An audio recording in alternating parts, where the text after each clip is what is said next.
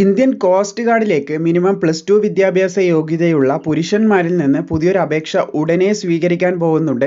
നിങ്ങളുടെ അറിവിൽ ഇനി പറയാൻ പോകുന്ന യോഗ്യതയുള്ള സുഹൃത്തുക്കൾ ഉണ്ടെങ്കിൽ, സഹോദരന്മാരുണ്ടെങ്കിൽ അവരിലേക്ക് വളരെ പെട്ടെന്ന് ഷെയർ ചെയ്ത് കൊടുക്കുക.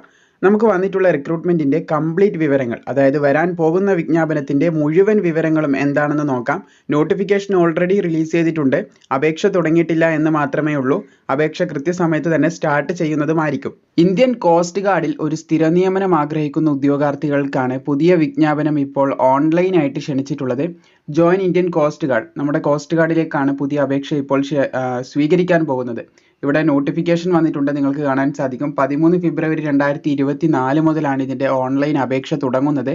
ഏകദേശം 27 ഫെബ്രുവരി 2024 വരെ നിങ്ങൾക്ക് ഓൺലൈനായിട്ടുള്ള അപേക്ഷകൾ സബ്മിറ്റ് ചെയ്യാൻ സാധിക്കുന്നതാണെന്നും കൂടി ശ്രദ്ധിച്ചിരിക്കുക. ഇവിടെ നിങ്ങൾക്ക് ബാക്കിയുള്ള വിവരങ്ങൾ കാണാൻ സാധിക്കുന്നതാണ്. അപേക്ഷിക്കാൻ സാധിക്കുന്നത് മെയിൽ കാൻഡിഡേറ്റ്സിന് മാത്രമാണെന്ന് ശ്രദ്ധിച്ചിരിക്കുക. ഇന്ത്യൻ സിറ്റിസൺസ് ആയിട്ടുള്ള പുരുഷന്മാർക്ക് ഇതിന് അപേക്ഷിക്കാൻ സാധിക്കുന്നതാണ്. ഇനി അപേക്ഷിക്കാനുള്ള തസ്തിക എന്ന് പറയുന്നത് പോസ്റ്റ് ഓഫ് നാവിക് ജനറൽ ഡ്യൂട്ടിയിലേക്കാണ്, നാവിക് GDയിലേക്കാണ് പുതിയ അപേക്ഷ ഇപ്പോൾ ക്ഷണിക്കാൻ പോകുന്നത്. അപ്പോൾ നോട്ടിഫിക്കേഷൻ താഴെ ഡിസ്ക്രിപ്ഷനിൽ കൊടുത്തിട്ടുണ്ട്.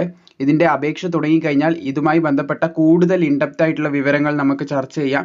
ഇപ്പോൾ ഈ തസ്തികയിലേക്ക് ആർക്കെല്ലാം അപേക്ഷിക്കാൻ സാധിക്കും, എന്ന് അപേക്ഷ തുടങ്ങുമെന്നുള്ള അടിസ്ഥാനപരമായിട്ടുള്ള വിവരങ്ങളാണ് നമ്മൾ നോക്കുന്നത്. എനിവേ, നിങ്ങൾക്കിവിടെ കാണാൻ സാധിക്കും ഇതിന് അപേക്ഷിക്കാനായിട്ടുള്ള വിദ്യാഭ്യാസ യോഗ്യത. നാവിക് GDയിലേക്ക് അപേക്ഷിക്കാൻ +2 പാസ്സായിരിക്കണം. വിത്ത് മാത്സ്, ഫിസിക്സ് എന്ന് പറഞ്ഞിട്ടുള്ള സബ്ജക്റ്റ് നിങ്ങളുടെ +2ൽ നിർബന്ധമായിട്ടും ഉണ്ടായിരിക്കണം എന്നും കൂടി പറഞ്ഞിട്ടുണ്ട്. അതുപോലെ തന്നെ ഇതിന് അപേക്ഷിക്കേണ്ട പ്രായപരിധി മിനിമം 18 വയസ്സ് മുതൽ 22 വയസ്സ് വരെയുള്ളവർക്ക് അപേക്ഷിക്കാൻ സാധിക്കുന്നതാണ്. SC/STക്ക് 5 വർഷത്തെ പ്രായത്തിൽ ഇളവ് ഈ 22 വയസ്സിൽ നിന്ന് ലഭിക്കും. OBC ഉദ്യോഗാർത്ഥികൾക്ക് 3 വർഷത്തെ പ്രായത്തിൽ ഇളവും ഈ ഒരു പ്രായത്തിൽ നിന്ന് നൽകപ്പെടുന്നതാണ് എന്നും കൂടി ശ്രദ്ധിച്ചിരിക്കുക. ഇത് വേക്കൻസി റിപ്പോർട്ട് ചെയ്ത ഡീറ്റെയിൽസ് ആണ് ഇവിടെ നിങ്ങൾ കാണുന്നത്. എനിവേ, ഇതിൻ്റെ ബാക്കിയുള്ള ഇമ്പോർട്ടൻ്റ് ആയിട്ടുള്ള വിവരങ്ങളിലേക്ക് നമുക്ക് കടക്കാം. ഇതിൻ്റെ സെലക്ഷൻ പ്രോസസ്സ് എന്ന് പറയുന്നത് ഏകദേശം 3ഓളം സ്റ്റേജുകളാണ് പ്രധാനമായിട്ടും പറയാനുള്ളത്. 4 സ്റ്റേജ് പറയുന്നുണ്ട്, 3ഓളം സ്റ്റേജുകളിലൂടെയാണ് പ്രധാനമായിട്ടും ഇതിൻ്റെ സെലക്ഷൻ നടക്കുന്നത്. അത് ഏതൊക്കെയാണെന്ന് നമുക്ക് പ്രധാനമായിട്ട് തന്നെ ഇതിലൂടെ ചർച്ച ചെയ്യാം. ആദ്യത്തെ സ്റ്റേജ് കമ്പ്യൂട്ടർ ബേസ്ഡ് എക്സാമിനേഷൻ ആണ്.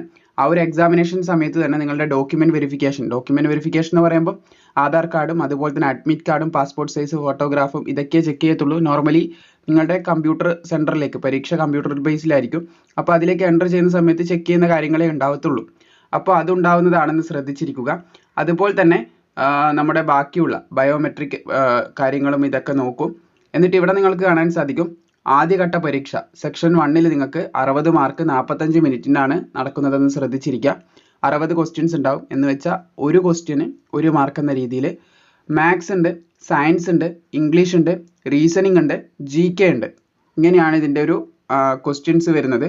പിന്നെ സെക്ഷൻ 2 നിങ്ങൾക്ക് കാണാൻ സാധിക്കുന്നതാണ്. മാക്സിമം 50 മാർക്കാണ് പറയുന്നത്. 30 മിനിറ്റിനാണ് എക്സാം നടക്കുന്നത്. 50 ക്വസ്റ്റ്യൻസ് ഉണ്ടാവും.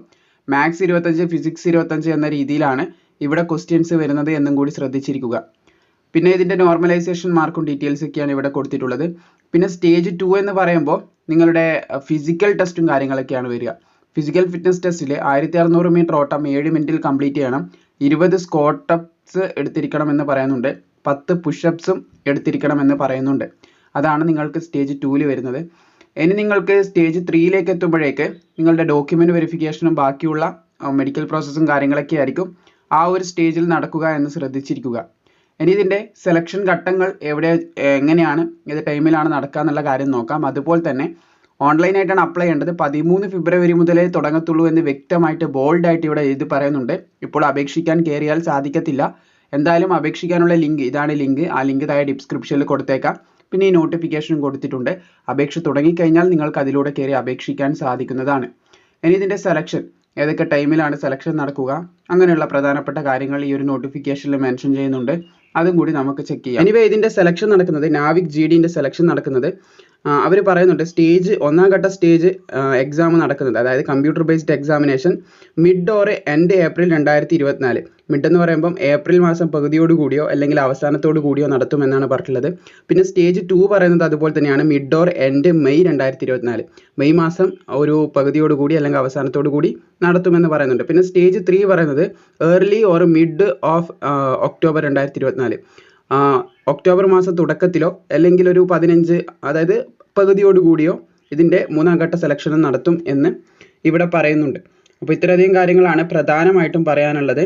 ഇതിൻ്റെ അപേക്ഷ തുടങ്ങാൻ പോകുന്നേ ഉള്ളൂ. അത്യാവശ്യം നല്ലൊരു അവസരമാണ്. പ്ലസ് ടുവിൽ ഫിസിക്സും മാത്സും ഉള്ളവർക്ക് ഇതിന് അപ്ലൈ ചെയ്യാൻ സാധിക്കുന്നതാണ്. നമ്മൾ കണ്ടു പ്രത്യേകിച്ച് ഇതിനൊരു ക്രൈറ്റീരിയ, അതായത് ഇത്ര പെർസെൻറ്റേജ് മാർക്ക് വേണമെന്നുള്ള അങ്ങനെയൊന്നും പറയുന്നില്ല. പിന്നെ കൃത്യമായിട്ടുള്ള ഏജ് പറയുകയാണെങ്കിൽ 1 സെപ്റ്റംബർ 2002 അതുപോലെ തന്നെ 31 ഓഗസ്റ്റ് 2006 ഈ ഒരു ഡേറ്റിലും ഇതിൻ്റെ ഇടയിലും ജനിച്ചവർക്ക് അപ്ലൈ ചെയ്യാൻ സാധിക്കുന്നതാണ്. പിന്നെ ഇതിനൊരു 300 രൂപ അപേക്ഷാ ഫീസ് കൂടി ഉണ്ടാവുമെന്ന് ശ്രദ്ധിച്ചിരിക്കുക. എല്ലാവരും അടക്കേണ്ട, SC/ST ഉദ്യോഗാർത്ഥികൾ അടക്കേണ്ട, ബാക്കിയുള്ള എല്ലാവരും ആ ഒരു ഫീസും കൂടി അടക്കേണ്ടതായിട്ടുണ്ട്. എനിവേ ഇങ്ങനെയുള്ള പ്രധാനപ്പെട്ട കാര്യങ്ങളൊക്കെ അപേക്ഷ തുടങ്ങുമ്പോൾ കൃത്യമായിട്ട് നമുക്ക് ഡെഡിക്കേറ്റഡ് ആയിട്ട് മുഴുവൻ കാര്യങ്ങൾ ഉൾപ്പെടുത്തി ഒരു വീഡിയോ ചെയ്യാം. ഇപ്പോൾ അപേക്ഷിക്കാൻ ആവശ്യമായിട്ടുള്ള ഈ റിക്രൂട്ട്മെൻറ്റുമായി ബന്ധപ്പെട്ട് മനസ്സിലാക്കാനായിട്ടുള്ള എല്ലാ കാര്യങ്ങളും പ്രൊവൈഡ് ചെയ്തിട്ടുണ്ട്.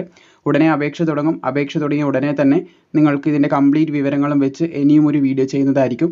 മാക്സിമം ഈ ഒരു കാര്യം ഇപ്പോൾ സുഹൃത്തുക്കളിലേക്ക്, യോഗ്യരായിട്ടുള്ള സുഹൃത്തുക്കളിലേക്ക് ഷെയർ ചെയ്ത് കൊടുക്കുക.